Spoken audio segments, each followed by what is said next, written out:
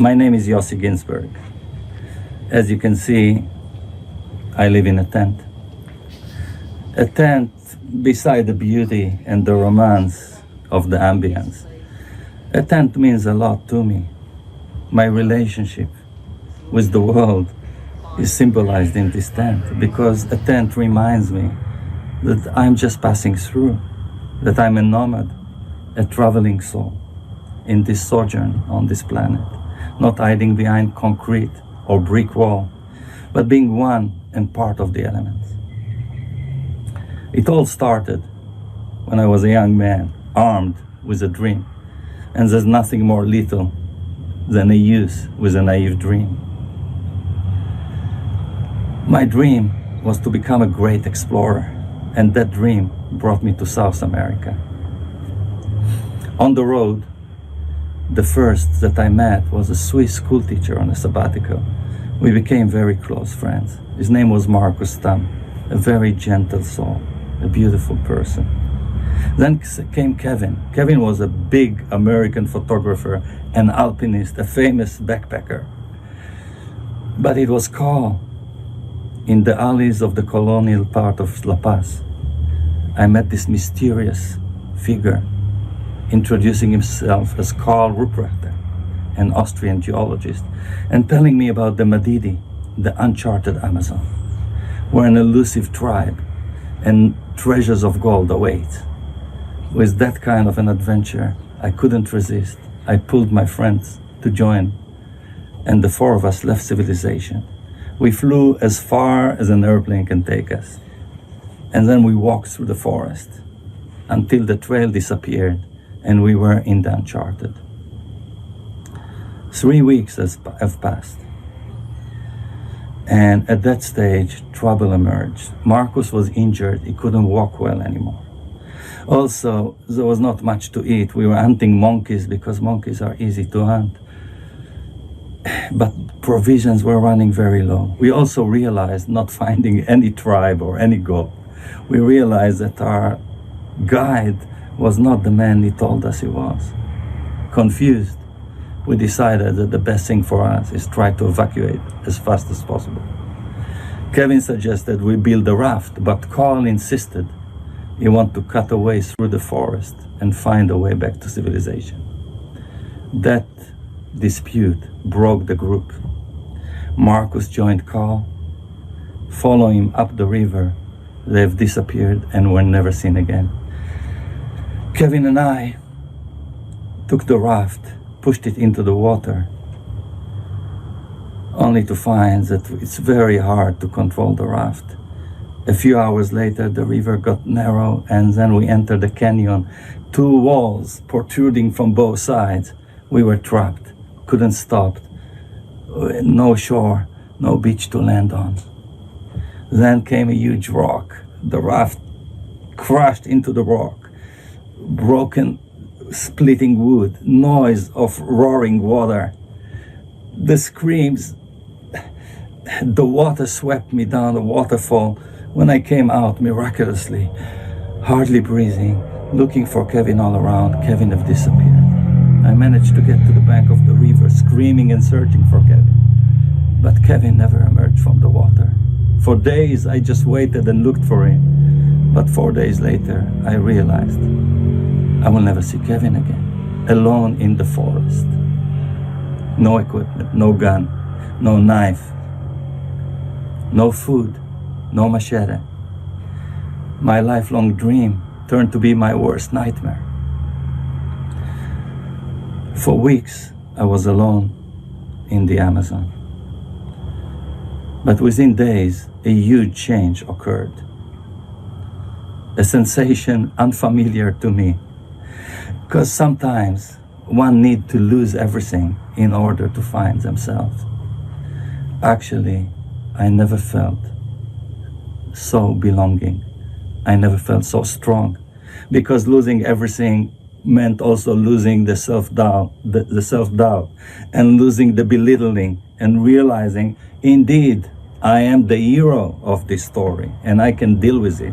Realizing adversity is part of life, but victim is always a matter of choice. Walking in that forest, I turned into one big open wound. Without a machete, dealing with the vegetation, my body was all scratches and wounds and bite, and nothing heals because constantly the humidity and the rain and the floods. And dangerous animals, the jaguars, the deadly snakes, the boars. I learned how to survive. In fact, I didn't need to learn how to survive because survival is natural. Survival is something we don't need to learn. In circumstances of real survival, we know what to do. Our fingernails become sharp as our tusks. I learned how to scavenge, to find an egg, to rob an egg from a nest, to find a tree with fruit that I can collect. Gradually getting weaker in my body, but not weaker in my spirit. You can lose everything, but certain things cannot be taken from you. Nobody can take your courage. Nobody can take your faith. Nobody can take your resourcefulness. In fact, I was intoxicated by an attitude that I never knew I owned. A flood came, and the flood pushed me deep into the hills. For 3 days, I was trying to find the river back, and at one occasion, I fell into a swamp. It was about like half a day that I just pulled myself inch by inch until I managed to get out of the swamp. At this stage, I was too weak and wasn't able to get on my feet again. I realized that under the canopy, I stand no chance. If anything, I have to make it to the river, but I couldn't get on my feet. My foot wouldn't carry me anymore. From the corner of my eyes, I saw something moving. I looked, it was a tree, and the old tree seemed to be moving in a strange way. Quickly I realized the tree is covered with fire ants. Without thinking at all, I started crawling towards that tree.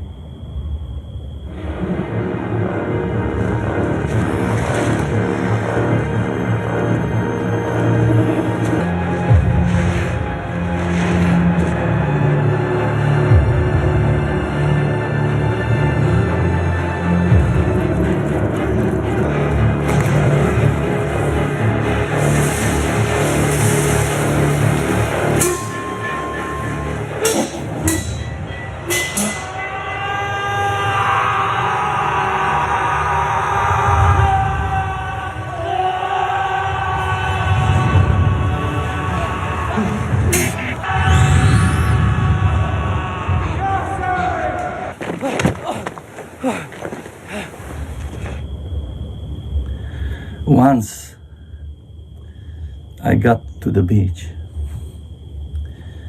There I collapsed.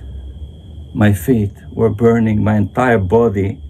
I was like a human torch, burned by the bites of the fire ants. But pain saved my life. I realized that that pain was so strong, but actually there was no suffering. Because pain is a sensation of the body, but suffering is a fruit of the mind. You cannot escape pain, but you don't need to suffer. Sitting on the log by the river, suddenly I heard a scratch, and something came crawling from beneath my legs. A turtle. I think it was 5 days that I went without food because after the flood, there was nothing to be found on the forest floor. So as I saw the turtle, immediately I saw, I'll break its shield and I'll tear its flesh, eating the raw meat. But then the turtle pulled its head from his shield and looked me in the eyes. It was a magical moment. Two creatures deep in the forest, both of us wanted to leave. Looking at the eyes of the turtle, I was washed with compassion. In fact, I thought to myself, the turtle stands a better chance. And I didn't kill the turtle.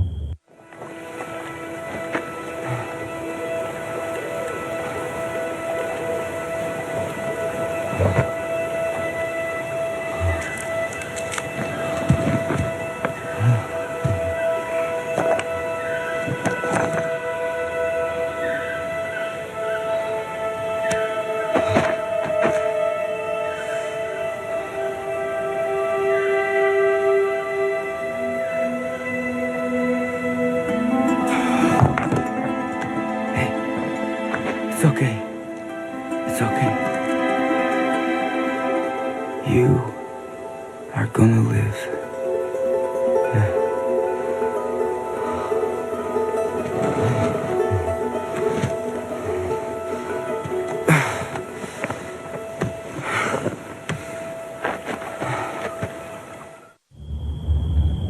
It was the next day, lying there, that I heard. I thought I'm hearing a wasp or a bee hovering above my head. But when I opened my eyes, there was no bee and no wasp. Looking towards the river, I couldn't believe my eyes.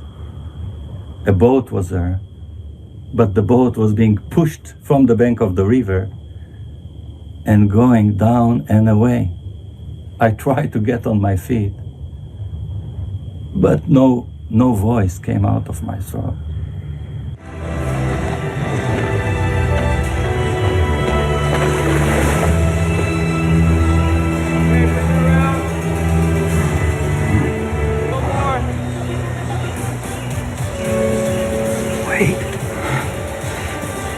Wait.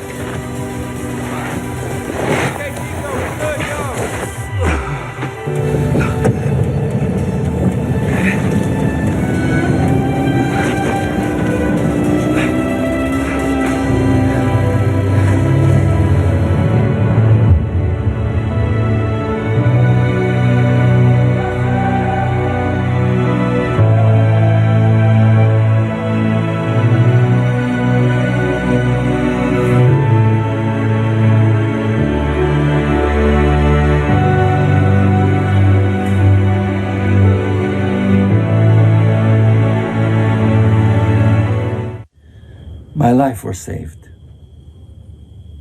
Kevin came back for me. With him, indigenous people that saved him and risked their life to come back for the mere chance that I'm still alive. I was saved and taken out of the Amazon, but in fact, I couldn't leave the Amazon again. I returned to the Amazon. I went back to the tribe that saved both me and Kevin, and I made the Amazon my home. For 3 years, I lived with the tribe. In the midst of the Amazon, I became one of them. I was initiated as an Uchupiamona, the name of this tribe. Living with them, with the shamans, walking in the forest, not as a young boy lost, but actually with the shamans, with the tribesmen, deciphering the mystery of the forest and the mystery of life, how we are all interconnected, interrelated, how much we depend upon each other. I decided to dedicate my life to the protection of the forest and its people. Thank you so much. I hope to see you again soon.